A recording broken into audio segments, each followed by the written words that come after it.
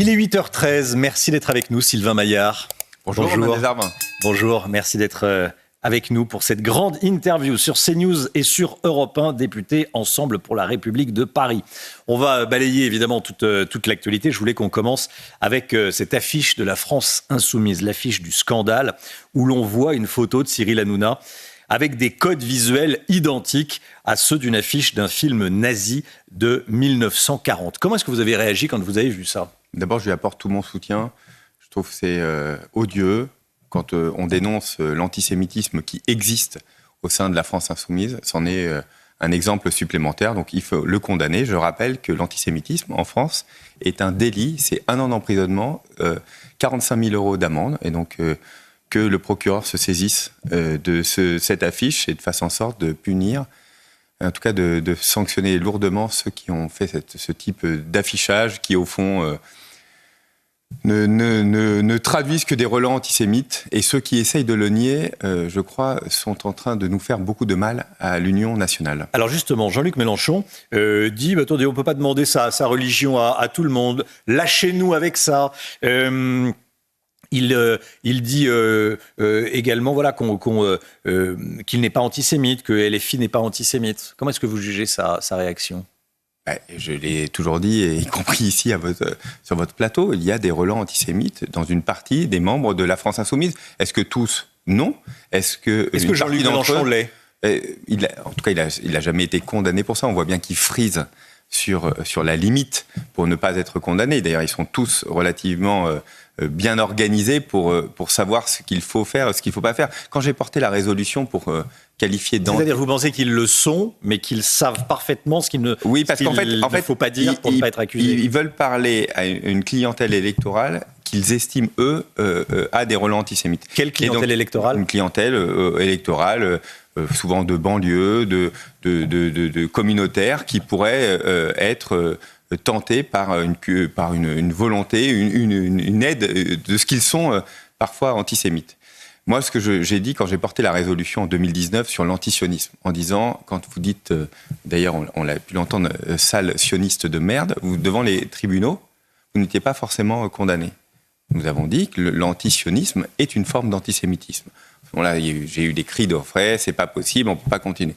On le voit bien, la réalité, s'il y a différents masques, le masque de l'antisémitisme, il existe depuis longtemps, depuis le XIVe siècle, il se réinvente, et il se réinvente aussi par LFI.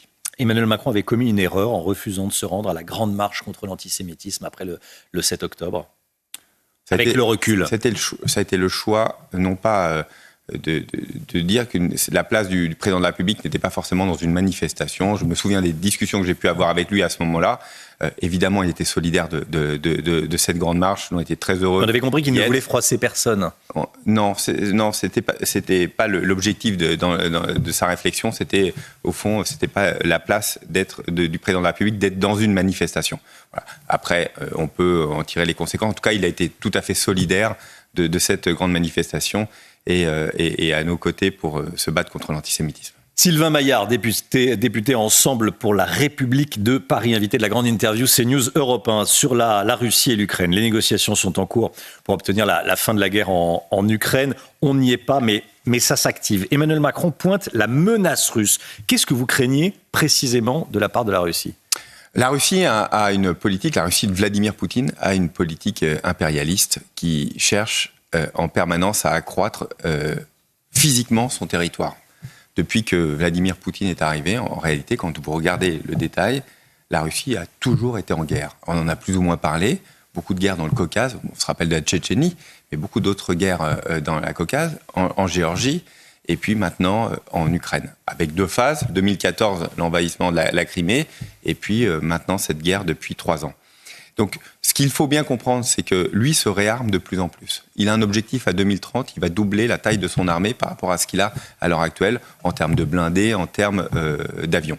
Donc, il nous faut être à la hauteur, d'abord d'être indépendants, et ça, c'est le rôle de l'Europe, d'autant plus que les États-Unis nous ont envoyé un signal très clair, un signal qui existe depuis Barack Obama. Ne nous cachons pas derrière notre petit doigt, et donc qu'ils ne seront pas forcément à nos côtés tout le temps.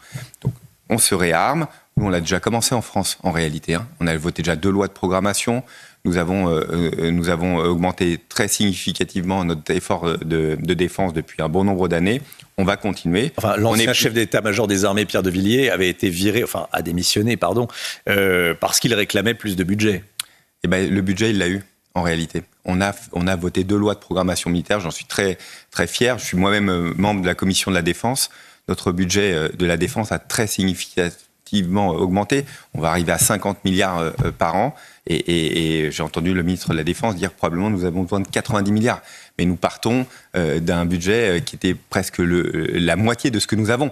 Donc oui, nous avons commencé à nous réarmer. Nous avons de grands projets en place de développement pour le futur, le char du futur avec les Allemands, l'avion du futur avec les Allemands et une coalition européenne. Nous nous réarmons et nous avons déjà commencé, mais il faut accélérer. Mais Emmanuel Macron est accusé de vouloir faire peur aux Français pour remonter dans les sondages.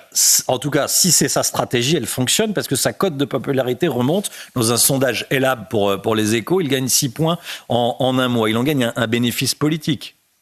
Non mais Emmanuel Macron, il est là où il doit être, c'est-à-dire qu'il se bat pour faire en sorte que la France et l'Europe puissent être audibles au niveau international dans un moment de tension extrêmement forte. On peut nier la guerre en Ukraine et se dire finalement c'est qu'à 1500 km de Strasbourg, c'est pas très grave. La frontière ukrainienne est à 1500 km de Strasbourg, c'est pas très grave. Et qu'au fond, Poutine, c'est pas notre sujet. Nous, on dit que c'est notre sujet. Et que c'est très grave pour l'Europe ce qui est en train de se passer depuis 3 ans. Et que nous devons accepter que les temps sont plus durs, que la France, comme le reste de l'Europe, doit faire sa part pour se protéger. À un moment, il doit y avoir une prise de conscience. Je crois que la prise de conscience, quand vous êtes dans la rue, on vous en parle tout le temps. On va augmenter le budget de la défense. Alors, sans augmenter les impôts, nous dit-on, ni toucher au modèle social. Alors ça, va falloir nous expliquer comment on va faire. C'est très simple et c'est ce qu'on dit depuis très longtemps. Il nous faudra travailler plus. Il nous faut travailler plus.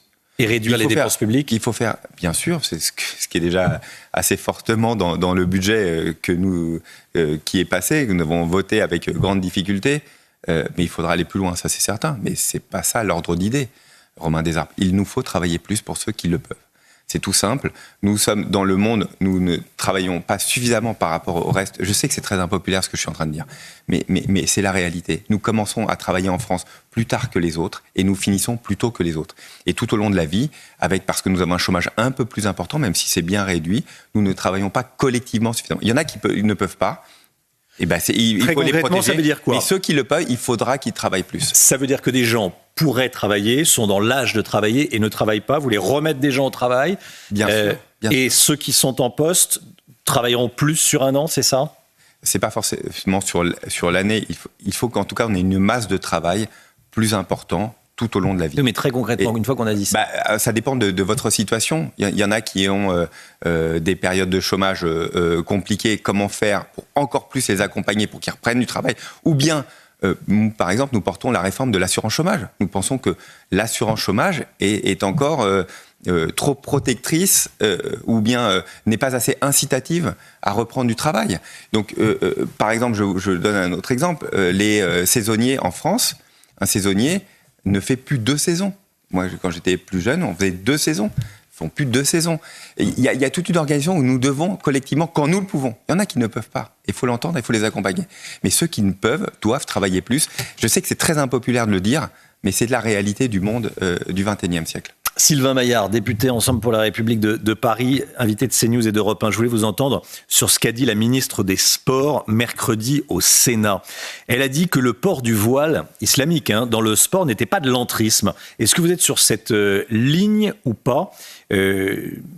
Elle dit qu'il faut faire attention aux confusions et aux amalgames. Il y a un de vos collègues députés, Charles Rodwell, qui demande sa démission. Est-ce que vous demandez sa démission ou pas ? Et est-ce que vous êtes sur la ligne ? Est-ce que vous êtes très à l'aise avec les déclarations de cette ministre ? Non, je ne demande pas la démission, mais je ne suis pas à l'aise avec cette interprétation. Je crois que dans le sport, ça doit être très strict. Je sais que la vraie difficulté, c'est que dans le sport, les fédérations appliquent différentes positions en fonction de la fédération internationale. Moi, je le dis, en France, c'est très simple. Il ne doit pas y avoir de signes ostentatoires religieux quand vous pratiquez le sport, point. Voilà, parce que le sport, c'est la fraternité. La fraternité, c'est nous sommes tous ensemble et nous sommes tous égaux. Même dans le sport, quand c'est pas du sport professionnel, dans le sport amateur. Oui, je pense que ça doit être. Vous savez, si on commence à mettre un peu des exceptions partout, en fait, ça ne marche plus. On le fait pas pour aujourd'hui pour il y a être des femmes contre qui une portent le voile religion. islamique. On ne fait pas contre une religion. Faut être très clair, contre une religion ou une autre religion. On dit tout simplement, quand on est sur un terrain de foot, on est là pour jouer au foot. On n'est pas là pour parler d'autre chose.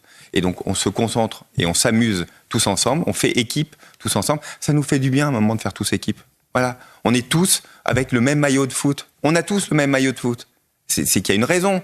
C'est tout simplement parce que nous sommes, à ce moment-là, tous égaux et tant mieux. Sylvain Maillard, vous êtes député, mais vous êtes aussi chef d'entreprise.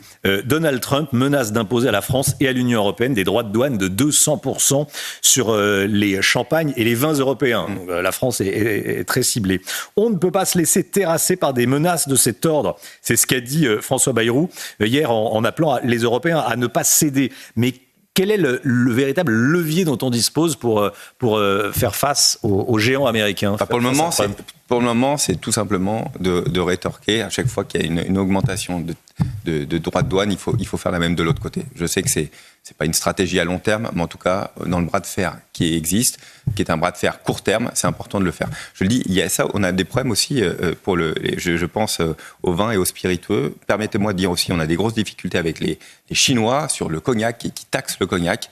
J'en parle à l'antenne parce que je trouve qu'on n'en parle pas suffisamment. C'est 40 000 emplois dans la région de Cognac qui sont menacés. C'est pareil aux États-Unis. Donc on va se battre, nous, concrètement.